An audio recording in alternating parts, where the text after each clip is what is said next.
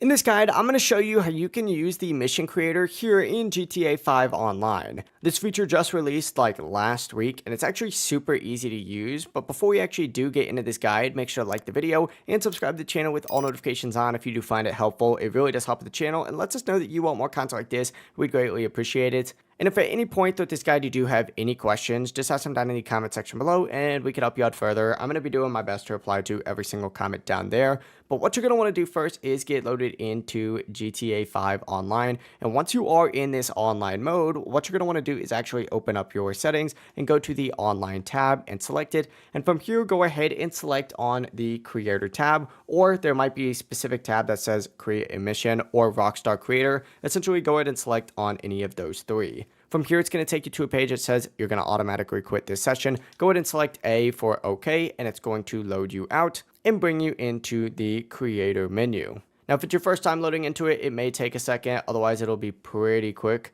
But from here, you're going to see the option to create a mission. Go ahead and select that. And once again, it's going to load you out and then take you to a new page that looks like this. Now, before starting, you will see a reminder about Rockstar's community guidelines. Just make sure whenever you're creating or whatever it might be that you are following the rules, or it could result in a ban or suspension. But whenever you are in this section, you can customize pretty much anything. You can set a mission title, add a description, and include tags, which are super important because they help players actually find your mission when searching. You can also upload a photo, which will appear when launching the mission and on Rockstar's website, so choose anything that does stand out. You can also place a mission trigger location anywhere on the map. Just move the spot that you want to place it, and you can also change the lobby camera and adjust a bunch of ambient lobby options like weather, settings, and restrictions. It's actually pretty cool. From here though, you can also add spawn points, actors, and vehicles, and you can spawn up to 50 actors, which gives you a lot of flexibility, and you can customize each actor's placement, behavior, and role in the mission.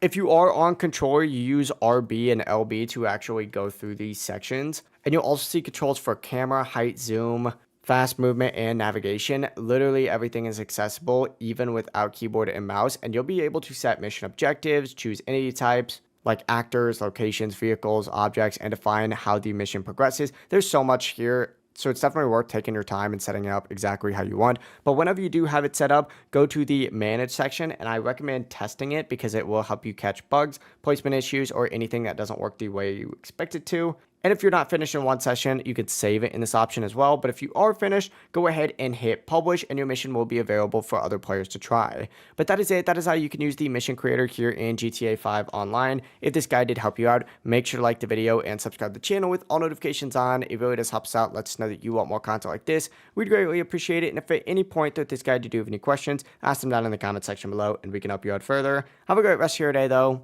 Peace.